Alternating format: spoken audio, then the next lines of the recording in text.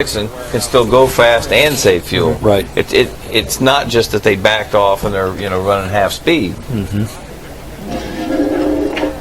Rob Evans was talking with Kevin Blanche, one of the IndyCar tech officials down on pit lane.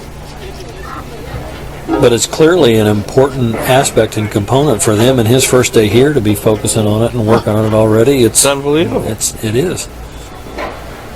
So they've taken the umbrella away, so whatever raindrops we had did not last long, and they're thinking about releasing him again in the near future, it appears.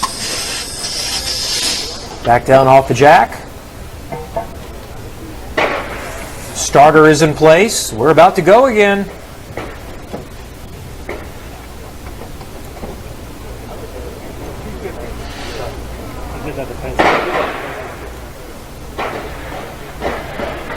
No tire change. Still working with one of his 5 sets of Firestone Firehawks. Brian, can you ever envision telling Firestone, look, your tires are too good. We gotta have more separation. You don't necessarily need it here, but the other night would have been nice. Like Iowa, it seems like Iowa that factors into the Iowa race every year. You have conversations with them like before the season starts at certain places and say, hey, can you give us a little less good tire? The tire degradation can really make for interesting component of the racing. Like you say, we've had it at Iowa, and Hunter Ray put on a sticker set a couple of years ago and just drove to the front and was very dramatic in doing that. And you watch the tire degradation at Texas the last handful of years, and the fall off and the pit strategy and how that plays into it. It'll be interesting to see if we have that. When we tested Texas in April, they've made some reconfigurations and repaving there, and the grip level in the racetrack, and that track was gripped up the entire time. We didn't see the same tire degradation in the test in April that we've seen at Texas the last few years, so that'll be a little bit of a change. But you're right, Firestone loves being known for what they're known for, and they are the most consistent and the safest and the best race tire in the business. And on one hand, I can see where they're frustrated. If your tire starts falling off in performance, they don't want the negative publicity that potentially could come with that. Sure. So the message is important to get people to understand the performance fall off is by design. And it's right. And it's in and the interest drivers of play along. The drivers know, hey, this is great. Absolutely. This is about saving your tires or trying to go see how far you can go. Yep. Now, he's going pretty slow here, fellas. Yeah, they just left and they said wheel 8, so he's obviously in full lean mode, and they're replicating running behind the pace car right now, most likely right at 90 to 100 miles an hour. And maybe we see a simulated start. Maybe. We were talking about Firestone and tire management, and the impact that Firestone has goes all the way back to the first 500. Firestone was the tire for Ray Haroon, and with an engineering background, he figured out it's not about running as hard as you can the entire race. He determined that if I run at an average speed of about 75 miles an hour, my tires will last longer than everyone else, and I'll take fewer pit stops. So this strategy thing has been there from the very, very beginning.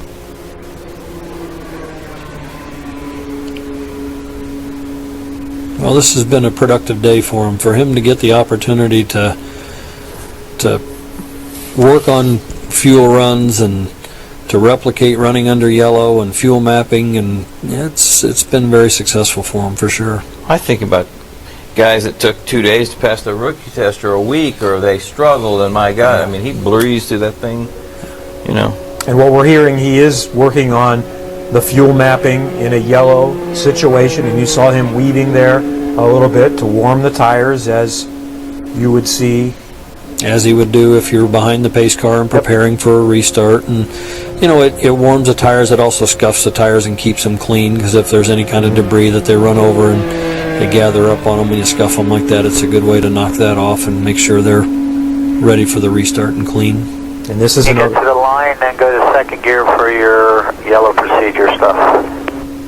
And this is another reason why it's valuable to do this today, because no one else ever has the chance to do this, Well, unless you just happen to be the only one out on the track. Yeah, you can't run like this in May, like you say, because you're not going to be able to do this with the closing rate and other cars at speed. So, great experience, great opportunity. So others have had this opportunity before, as recently as just a couple of years ago with Kurt Busch. Can you recall anyone going through as many scenarios as what we're seeing today?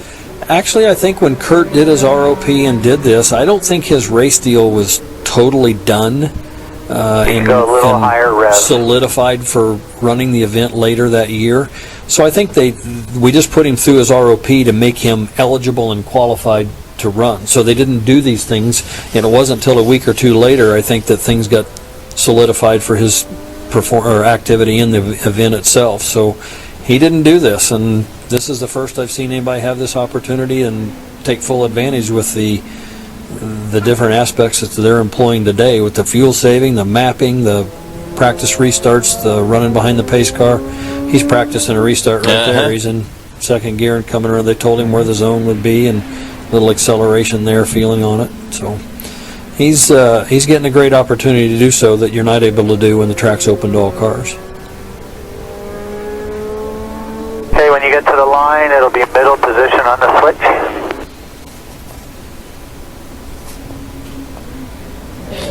Middle position on the switch. Any idea what that is? Can only assume it's probably middle position on the fuel switch, but what they were saying earlier, it was wheel 2, wheel 5, wheel 8, so it's different terminology.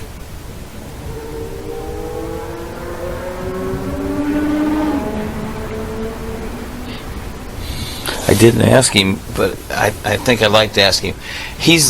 People talk to him during his races, when in fact his car actually starts the race. I know. But driving on an oval at the speeds he's oval, I don't think he's. A lot of guys, like Foyt always said. I said, AJ, how would you have done with a spotter? He said, oh, he would only talk to my ear one time, and I'd throw him off the roof. Because those guys didn't grow up like. So he's had people in his ear before, but maybe they have to be pretty careful, because you go into turn at 230 miles an hour, you don't necessarily want somebody. Yep. Yelling. And you at often hear Formula One drivers in a race say, "Less talking, please." Yep. I heard that again on Sunday morning, late in the stages. We're coming down to the end. Leave me alone. I know what I'm doing. We know that That's the famous best line. one. I've done this before. But here it is a constant chatter. Inside, outside, one back, two back, coming on That's your what I mean. inside. That's another thing that he's not. And won't get to. We'll do a little bit of that. The Monday running after qualifying is a good opportunity for that to happen. Yeah. A little bit on carb day, he'll get some of that. So he'll get some experience of that before race day, but it's pretty minimal. Now, this is something that is not just benefiting Fernando Alonso. This would be an example of probably why some of the other teams are not that excited about this opportunity. This is information that will transfer around the team, and they're learning how much fuel saving exactly you're going to get under caution. It was interesting. When the first couple of laps that he was doing this, now he's diving in off of the backstretch onto the apron in 3. If replicating running behind the pace car, a couple of times in the corners, he was a car width out of the groove. Now, they might want to tell him that's not where you want to be when we're doing this, because with the race running, one car width outside of the groove gets a lot of marbles out there, and if you've got heat in your tires, you want to run in the racing line every time you're doing it. And I was just noticing there a couple of times that he was a little wide behind that, and that wouldn't be place he wants to be on race day. He has no idea about marbles and yeah, it's a good point. So no simulated restart, just simply working on fuel maps under caution and getting a sense of some fuel saving numbers. Zach Brown of McLaren watches on behind Michael Andretti, Brian Herta, who's a co-owner with one of the entries. Alexander Rossi's entry, and is the strategist for Marco Andretti now, and a former IndyCar driver. He watches on. It was interesting when he first started in the car, they were even having a discussion. As he enters the pit box in there, you see the guy behind the wall with the stop sign. hanging out, and they were having the discussion with him whether he preferred to have that sign on the nose of the car or on the right front tire.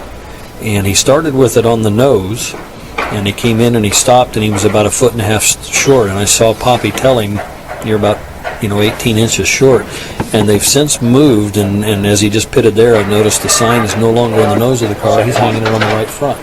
So clearly he's more comfortable coming in watching reference of the right front tire changer, the sign on the right front, and he's putting the right front on the sign.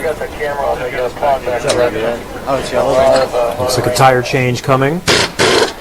We'll try to look and make sure. I think this is another set of used tires coming on.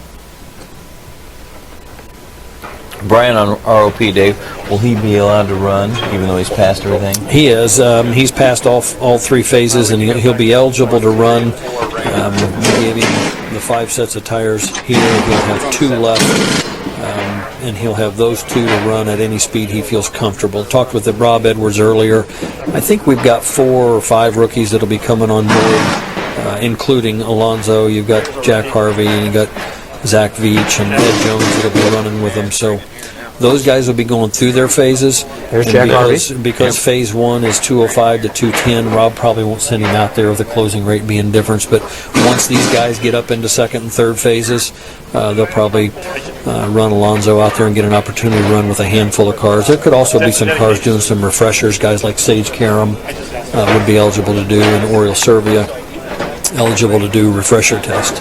Oriol, I hear, has been in Spain on a bit of a marketing tour, and as you might imagine, there's a little bit of interest, and I have heard this was very well received. This is a big deal in Europe. I haven't heard any numbers, but we were told several hours ago there were over 500,000 people watching this live video stream today. So this is a single car, 1-day practice. And so that gives you an idea of what the significance of this is. 2.5 million people follow him on Twitter, and the poll that they've done the last couple of years, he's just been barely ahead of Lewis Hamilton in popularity. And I think his personality attributes that. I was talking to his PR gal, Sylvia, and she said he's just a delightful guy. She goes, you just feel so bad for him the last 3 years because he's had not been able to show his talent. Yeah. By the way, that number is now over 800,000 that have watched. It's different, unique visitors to see Fernando Alonso's first opportunity at the Indianapolis Motor Speedway.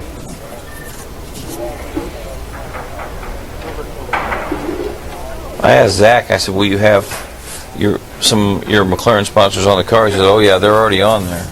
Yep. So they're, And then we see some of the typical Andretti sponsors up near the nose of the car as well, along with the McLaren partners. But IndyCar's they're still finalizing who all is going to carry the 500. There's going to be more outlets to carry the Indy 500 than there have been in quite a while. Could be. You're talking worldwide? Certainly. Yes. Could be.